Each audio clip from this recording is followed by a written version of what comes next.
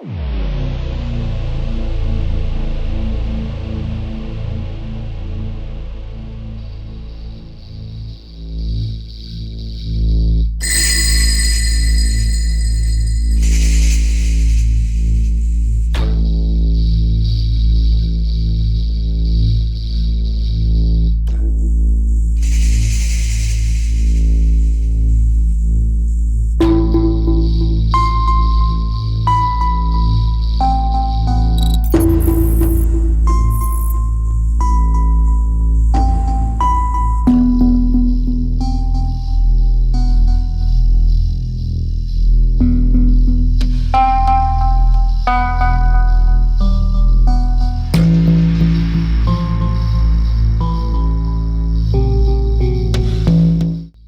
महीना गुजर जाने के बाद अब 23 अगस्त को 5:47 पर वो पल आने वाला है जिसका इंतजार हम करोड़ों भारतीय कर रहे हैं, यानी हमारा चंद्रयान चांद की सतह पर उतरने वाला है।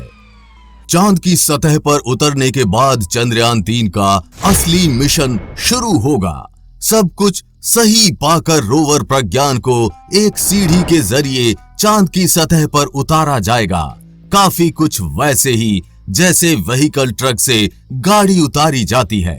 कल इस वीडियो में हमने आपको बताया था कि किस प्रक्रिया का इस्तेमाल करके चंद्रयान 3 शुरू से लेकर अंत तक चांद पर उतरेगा। अगर आपने कल वाला वीडियो नहीं देखा है तो इस वीडियो को अच्छे से समझने के लिए कल वाला वीडियो पहले देख लें। इस वीडियो का लिंक नीचे कमेंट बॉक्स में दिया गया है। आज इस वीडियो में हम जानेंगे चांद पर उतरने के बाद लैंडर मॉड्यूल विक्रम से रोवर प्रज्ञान कैसे बाहर आएगा और बाहर आने के बाद कितनी दूर तक चलेगा और इस पूरी प्रक्रिया में क्या क्या होने वाला है। हमें आशा है कि ये पूरा वीडियो ध्यान से देखने के बाद आपका इस टॉपिक से जुड़ा कोई सवाल नहीं रहेगा। तो चलिए जानते हैं आसान हिंदी भाषा में विस्तार से। आपको पता होगा कि चंद्रयान 2 मिशन की तरह ही इस बार भी लैंडर मॉड्यूल का नाम विक्रम और रोवर का नाम प्रज्ञान रखा गया है। इस पूरी प्रक्रिया को समझने के लिए सबसे पहले हम रोवर के डिजाइन को समझते हैं। रोवर को 14 अर्थ डेज के मिशन पीरियड के लिए ही इनिशियली डिजाइन किया गया है, यानी रोवर सिर्फ चांद पर 14 दिन ही काम करेगा, उसके बाद निष्क्रिय हो जाएगा। रोवर में कुल वजन 26 किलो है। रोवर प्रज्ञान में एक सोलर पैनल लगा है। इसमें 2 नेविगेशन कैमरास लगे हैं, जिसका नाम इसरो ने नेविगेशन कैमरा लेफ्ट और नेविगेशन कैमरा राइट रखा है। इनको आप इसरो वैज्ञानिकों या फिर रोवर की 2 आंखें भी समझ सकते हैं। इसमें alpha particle X ray spectrometer APXS लगा हुआ है। ये लैंडिंग साइट के आसपास चंद्रमा की धूल और चट्टानों की मौलिक संरचना का पता लगाएगा। इसमें 2 रिसीवर ट्रांसमीटर एंटेनास लगे हुए हैं जो लैंडर मॉड्यूल को संदेश भेजने और रिसीव करने का काम करेगा।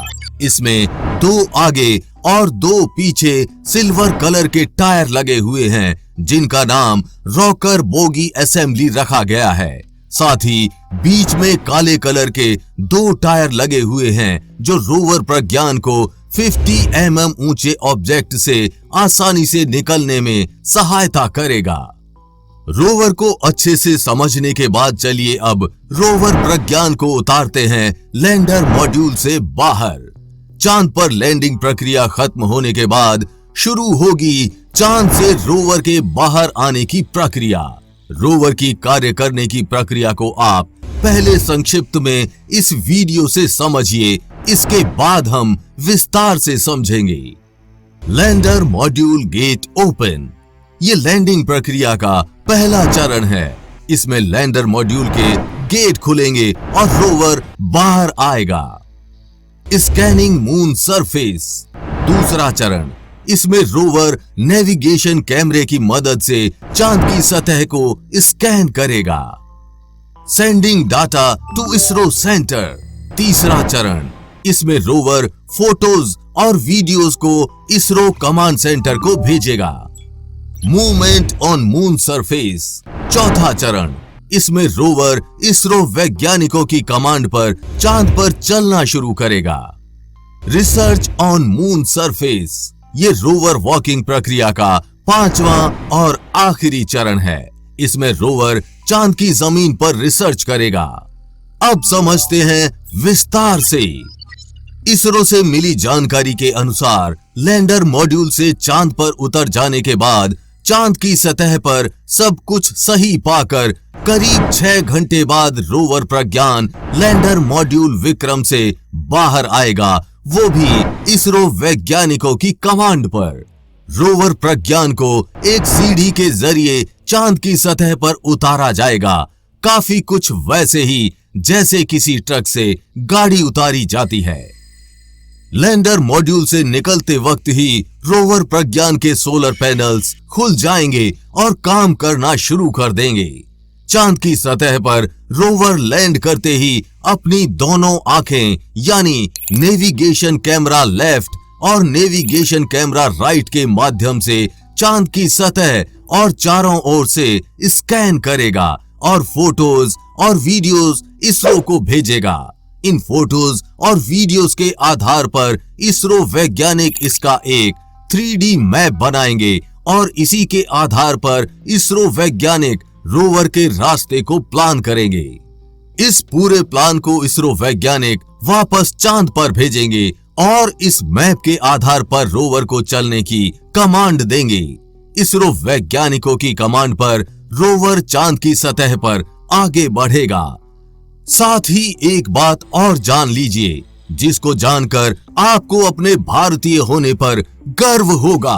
रोवर का पिछला पहिया इस तरह डिजाइन किया गया है कि ये आगे बढ़ने पर अपने पीछे चंद्रमा की सतह पर सारनाथ में अशोक की लाट से लिया गया भारत का राष्ट्रीय चिन्ह अंकित करेगा। इसका दूसरा पिछला पहिया इसरो का निशान प्रिंट करेगा, जो हमेशा के लिए चांद पर भारत की मौजूदगी का प्रमाण होगा। जैसा कि हम आपको बता चुके हैं कि चांद की सतह पर रोवर के चलते समय सामने कोई 50 mm तक ऊंचा ऑब्जेक्ट आने पर ये आसानी से निकल जाएगा। 50 mm से अधिक ऊंचा ऑब्जेक्ट आने पर ये अपना रास्ता बदल देगा। इसरो वैज्ञानिक की कमांड पर रोवर एक जगह रुककर लेजर किरणों को चांद की सतह तक भेजेगा। चांद की सतह पर रासायनिक तत्वों और मिट्टी, पानी के कणों जैसे प्राकृतिक संसाधनों को देखेगा। रोवर चांद की बनावट को लेकर हमारी जानकारी में महत्वपूर्ण इजाफा करेगा।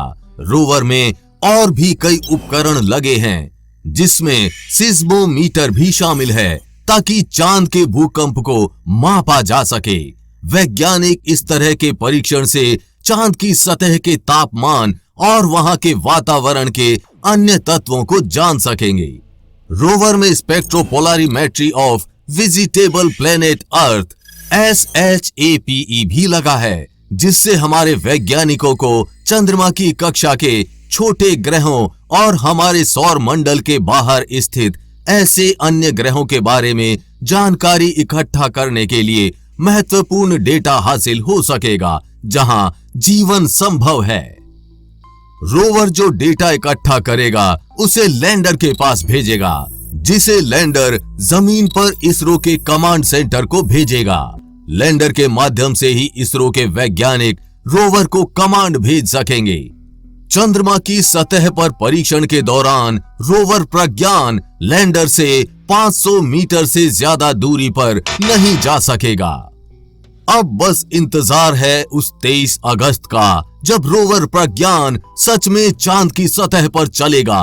रोवर प्रज्ञान के बारे में ये जानकारी आपको कैसी लगी, हमें कमेंट बॉक्स में लिखकर जरूर बताएं। चंद्रयान 3 की चांद पर लैंडिंग प्रक्रिया के वीडियो का लिंक नीचे कमेंट बॉक्स में दिया गया है, देखना ना भूलें। चंद्रयान 3 की चांद पर लैंडिंग 23 अगस्त को हम आपको लाइव दिखाएंगे, इसलिए अभी चैनल को सब्सक्राइब करके बेल नोटिफिकेशन ऑन जरूर कर लें। वीडियो को लाइक और शेयर करना ना भूलें। जल्द मिलेंगे ऐसी ही इंफॉर्मेटिव वीडियो के साथ। तब तक के लिए जय हिंद, जय भारत।